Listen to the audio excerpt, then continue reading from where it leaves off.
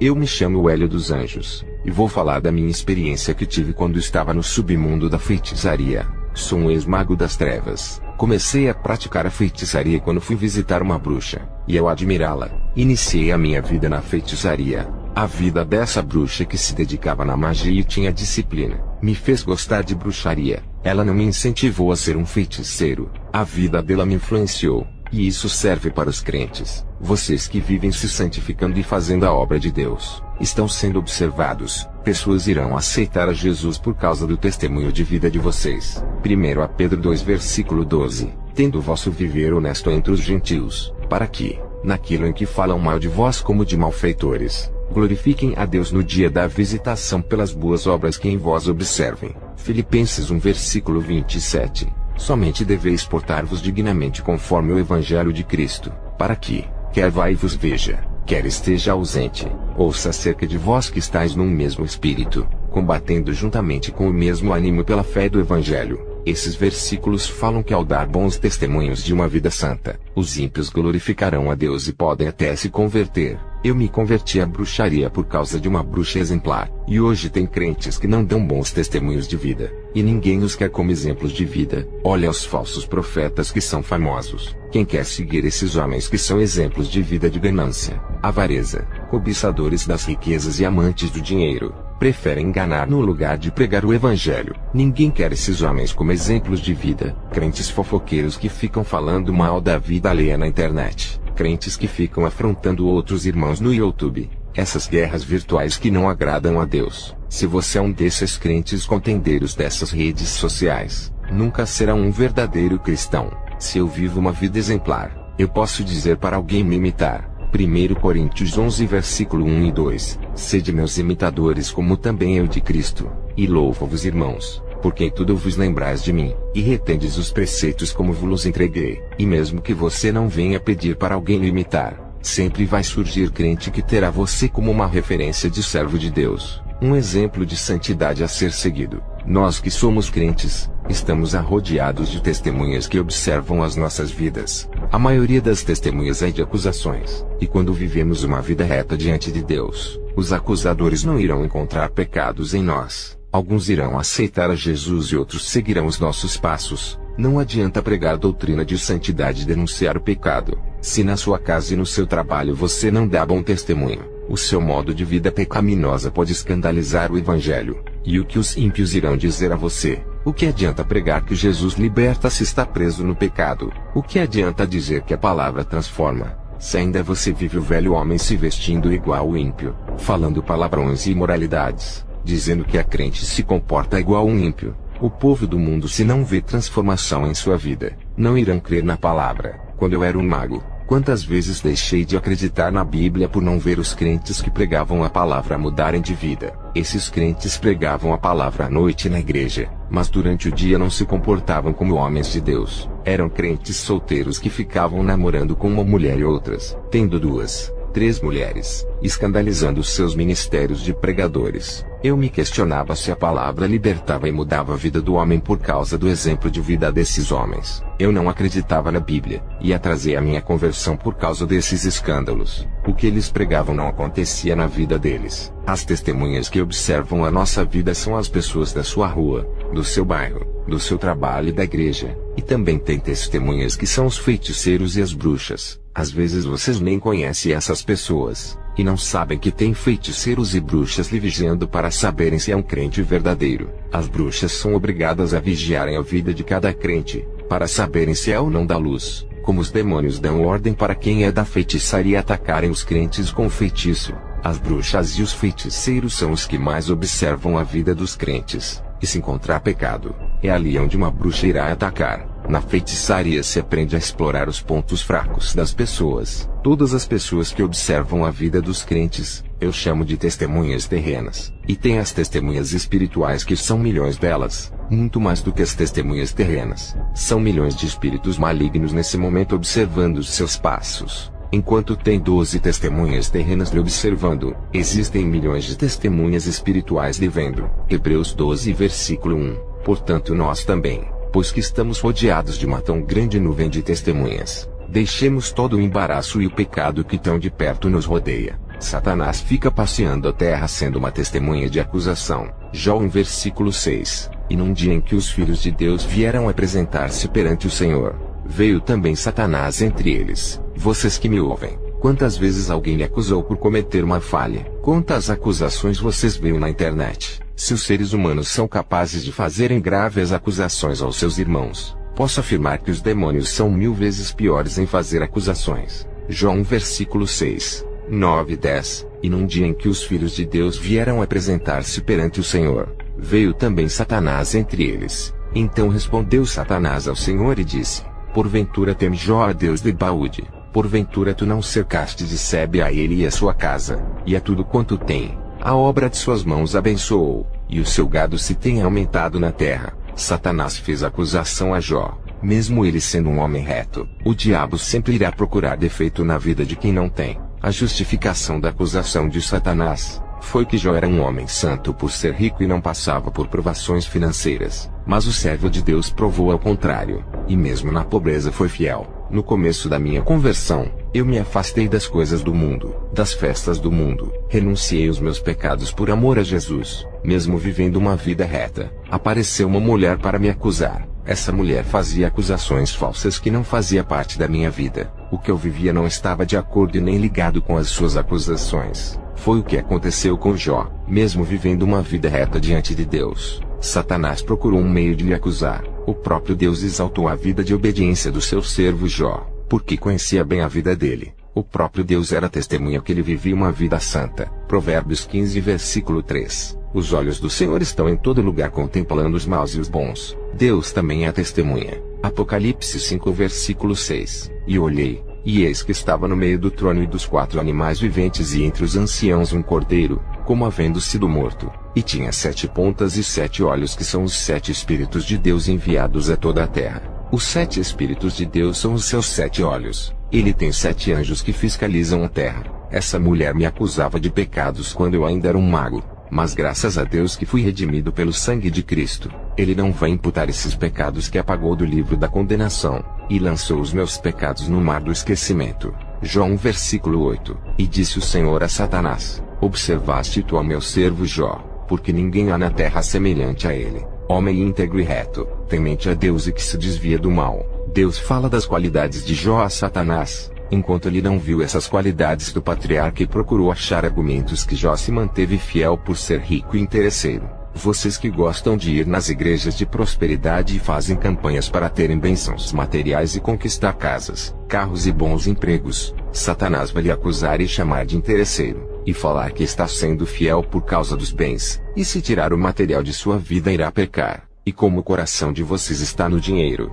Satanás irá tocar e vocês irão blasfemar contra Deus. Se os seus corações não fossem materialistas, não ficavam fazendo campanhas na igreja para adquirirem bens materiais. Todos nós nascemos com a natureza pecaminosa de Adão, e apresentaremos falhas, mas Deus não vê essa herança de sangue que herdamos de Adão. Ele observa a nossa vida reta diante dele.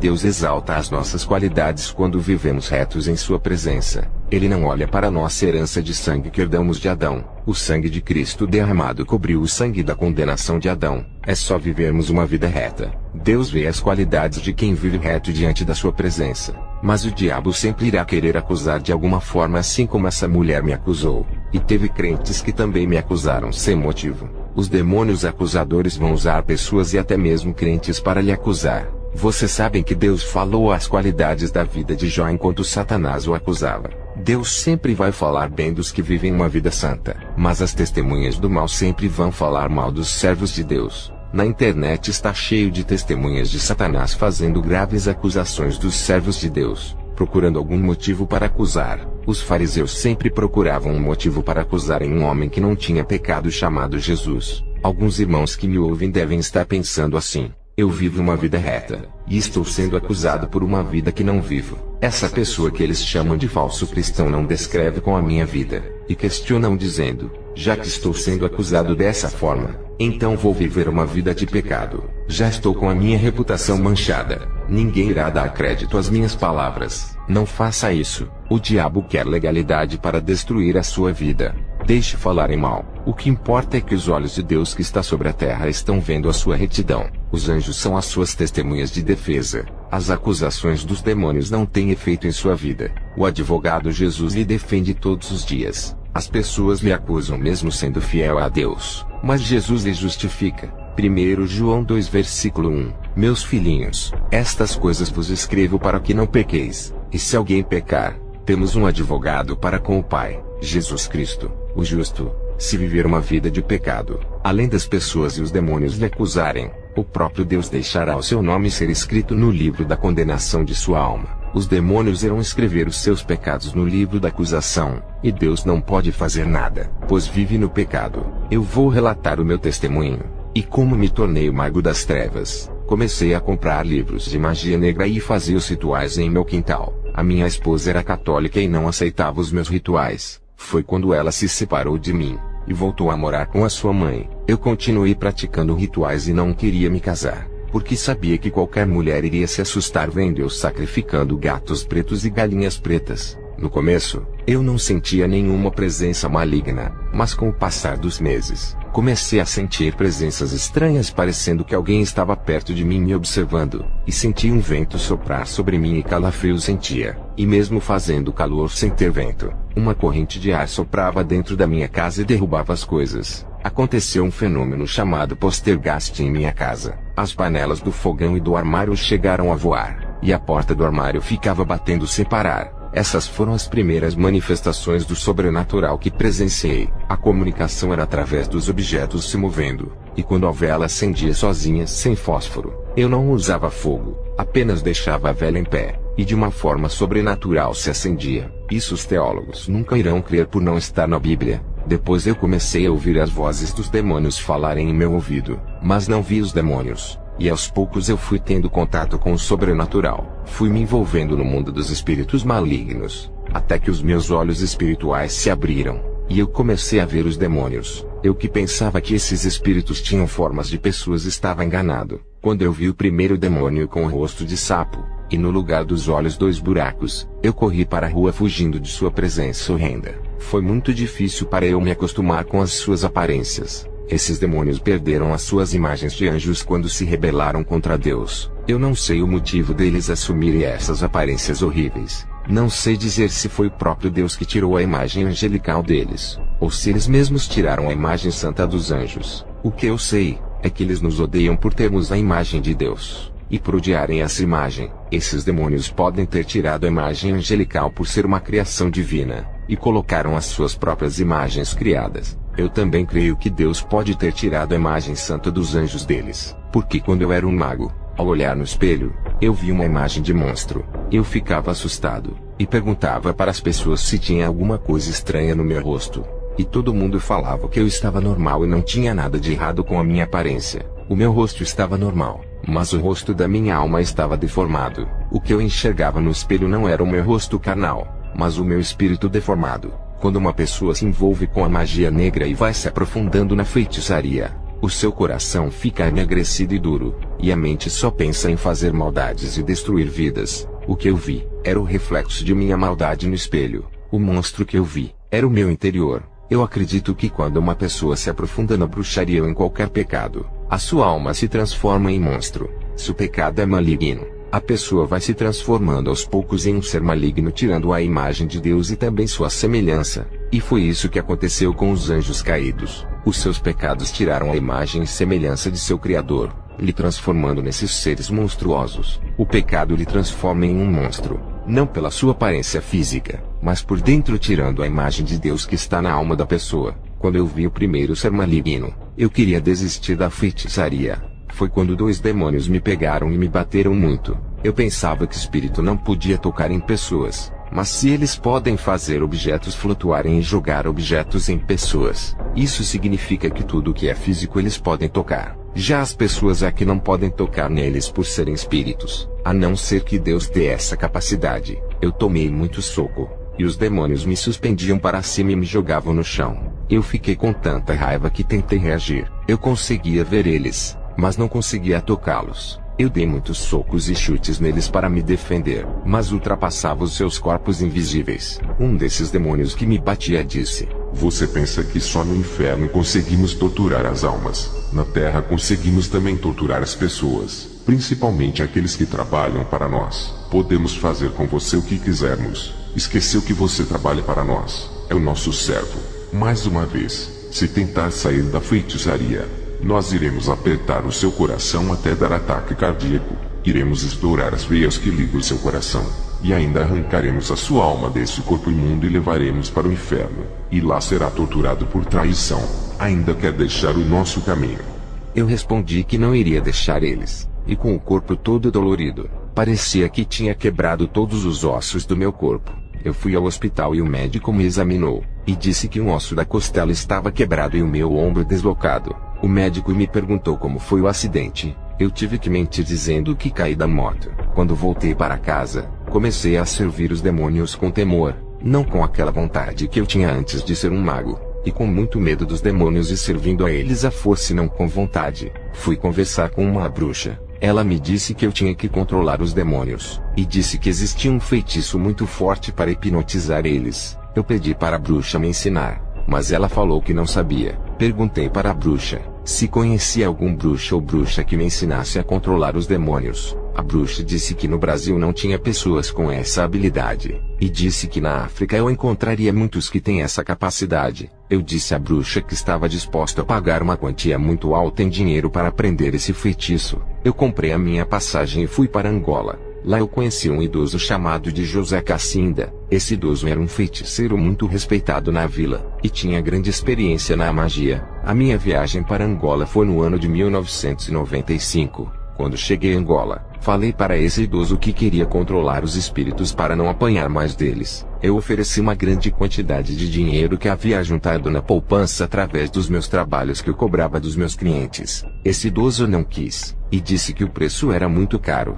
E ainda falou que nenhum dinheiro do mundo compraria aquilo que tinha ido buscar. Eu fiquei sem esperança de ter vindo de muito longe, e retornar sem esse feitiço. Foi quando o idoso disse para mim que a minha alma pagava aquilo que eu fui buscar. E naquele momento, um demônio terrível possuiu o corpo daquele idoso. O corpo tão frágil ficou com muita energia. Aquele idoso que andava com uma bengala parecia um adolescente. Ele pulava e saltava sem aquela muleta. Eu olhei para o rosto dele, e vi que os seus olhos se reviraram ficando a bola branca, e 2 dentes dele cresceram. Os 2 dentes caninos ficaram com aparência de vampiro. O idoso mordeu meu pulso e o sangue escorreu na vasilha. Aquele era o sangue do pacto que eu tinha feito para ter a capacidade de controlar os demônios. Em troca, a minha alma não me pertencia, agora era de Satã. E o idoso bebeu uma parte do meu sangue com aqueles dentes enormes. E o idoso disse: agora irei passar essa unção maligna. Quando o idoso falou assim, o meu corpo recebeu uma entidade muito forte que fiquei com sede de sangue. Eu mordi o pulso do idoso e bebi o sangue dele. Depois voltei para minha normalidade. O idoso disse que os meus dentes cresceram. Eu não vi isso acontecer, pois ao receber essa entidade, eu perdi a consciência e não me lembrava de nada. O idoso disse que eu e ele tínhamos um ligamento sanguíneo, porque um bebeu o sangue do outro. O idoso disse que por causa dessa aliança de sangue, todos os dons dele iria passar para mim quando ele morresse. E ainda disse que eu iria dar continuidade ao seu trabalho na terra quando Deus levasse a sua alma para o céu. O idoso me disse que o anjo Gabriel apareceu para ele, e disse que iria levar a sua alma para junto de Jesus. Ele me disse que o anjo Gabriel lhe visitava todos os dias, e quando passei um mês na casa desse idoso, eu que tinha dom de vidência, eu vi um ser de branco aparecer para o idoso e os 2 conversavam. E aquele anjo alisava a cabeça daquele idoso até ele dormir. E quando o idoso adormeceu, o anjo que lhe dizia que era Gabriel, as suas asas foram enegrecendo ficando aquela cor cinzenta, e o branco do seu corpo desapareceu. Eu vi uma fumaça escura sair daquele anjo, e quando ele percebeu que mesmo eu deitado na cama conseguia vê-lo, esse anjo olhou para mim, e vi 2 dentes de vampiro sair de sua boca. O anjo apontou o dedo indicador em minha direção e disse: ai de você se falar o que viu para esse velho, eu volto para lhe matar. E aquele anjo virou uma fumaça escura e desapareceu. Segundo Coríntios 11 versículo 14 e 15. Isso não é de admirar, pois o próprio Satanás se disfarça de anjo de luz. Portanto, não é surpresa que os seus servos finjam ser servos da justiça. O fim deles será o que as suas ações merecem. A Bíblia fala dessa habilidade que Satanás tem, mas isso não se limita só a ele. Milhões de demônios têm essa habilidade de se camuflar ou assumirem aparência alheias de anjos e pessoas. O idoso não viu o que eu vi, que aquele ser maligno estava se passando pelo anjo Gabriel. O idoso tinha adormecido e não viu a transformação daquele demônio. Pobre idoso, estava sendo enganado pelo espírito a quem ele mais confiava. Vocês que mexem com feitiçaria ou que é satanista, vocês que pensam que só porque falam com os espíritos malignos e pedem dons de bens materiais recebendo tudo isso deles, quero dizer que esses espíritos não são os seus amigos. Esses espíritos estão enganando vocês. Eles não são amigos de ninguém.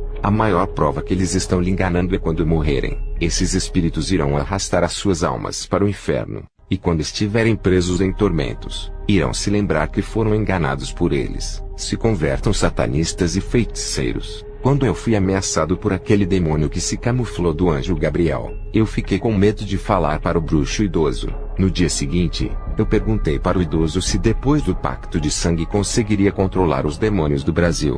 O idoso disse para mim: olhe para trás. Quando olhei, eu vi muitos demônios que nunca tinha visto no Brasil. O idoso disse para mim que esses demônios iriam me acompanhar até o Brasil, e que a missão desses demônios era ficar trabalhando em parceria comigo até eu morrer. E também disse que eu poderia controlar os demônios no Brasil através desses demônios. Caso algum demônio no Brasil me batesse, esses demônios angolanos iriam prender eles e atormentá-los. Esses demônios eram os meus protetores que iriam proteger a minha vida até de pessoas que queriam o meu mal. E o idoso disse que se eu quebrasse o pacto da feitiçaria, esses mesmos demônios iriam me matar. Eu estava muito empolgado com tudo o que estava acontecendo. Eu disse para o bruxo idoso que queria fazer um pacto com o próprio Lúcifer, e que ele seria o mediador nesse pacto. Eu não me sentia digno, e por isso queria um mediador que estivesse em um nível espiritual muito mais avançado do que o meu. O idoso olhou para mim e disse: você tem que ir devagar, é um passo de cada vez. Você está começando agora e já quer estar em um nível espiritual muito alto.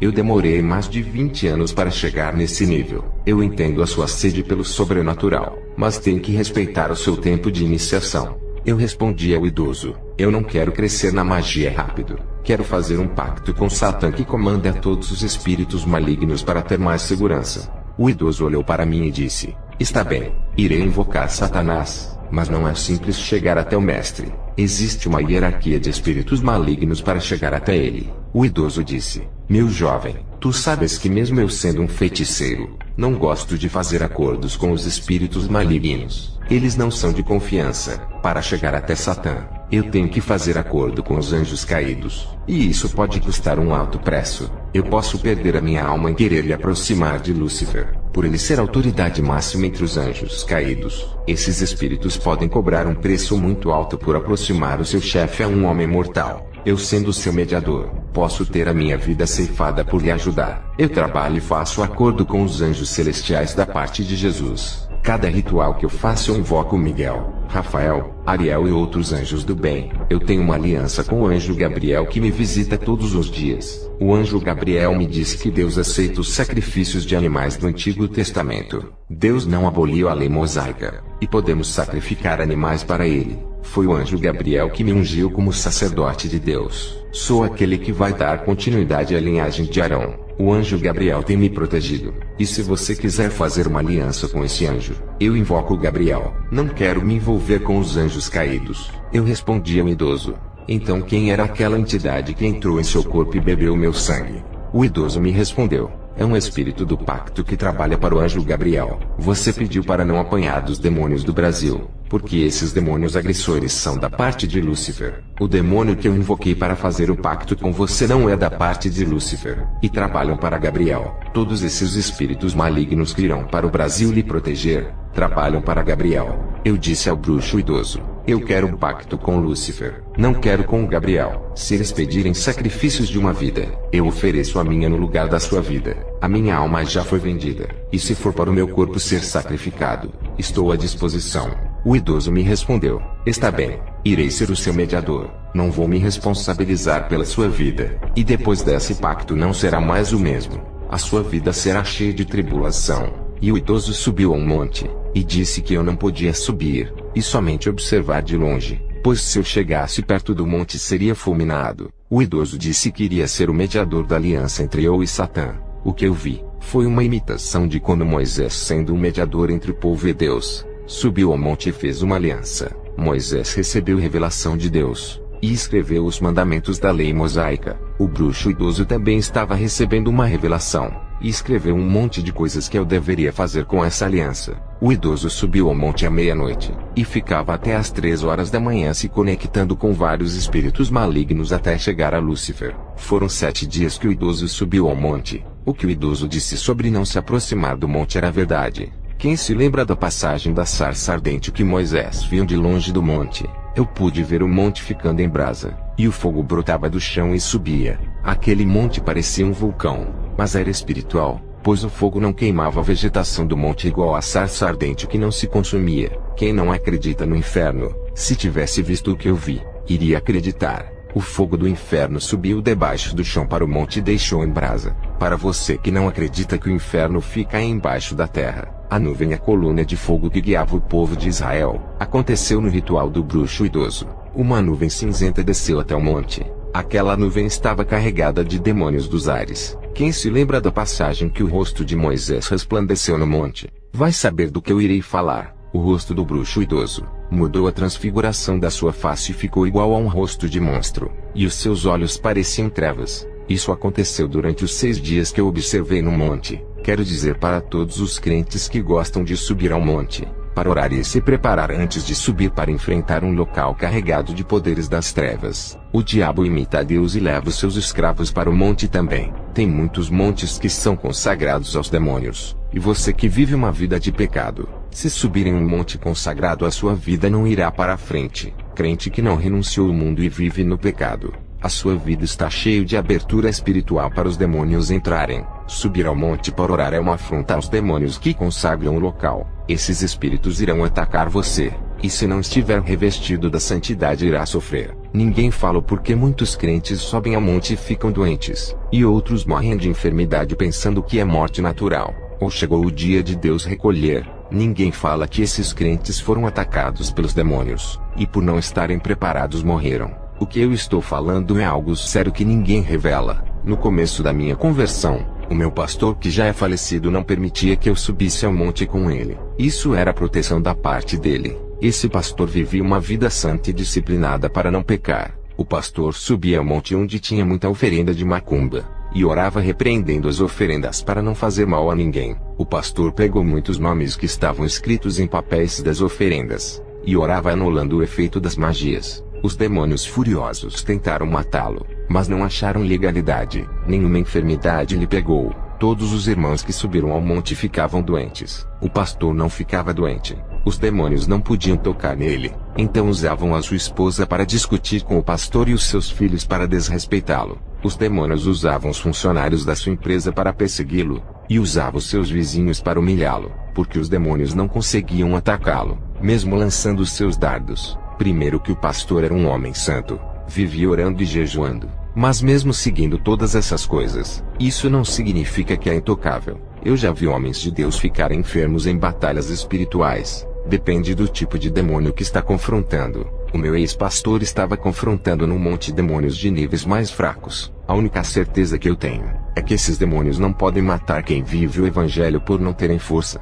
Mas os crentes que estão nas trevas não pertencem a Deus, mas pertencem ao diabo, sendo almas de Satanás. Ele pode fazer o que quiser. Vou dar continuidade ao meu pacto no monte. O bruxo idoso que foi o meu mediador terminou o ritual no 7º dia completando a aliança. Quando olhei para ele, vi a sua transfiguração corporal. Creio que a transformação foi espiritual, quando eu vi aquelas 2 asas que apareceram em suas costas. O bruxo idoso flutuou em cima do monte. Depois a sua aparência normal retornou.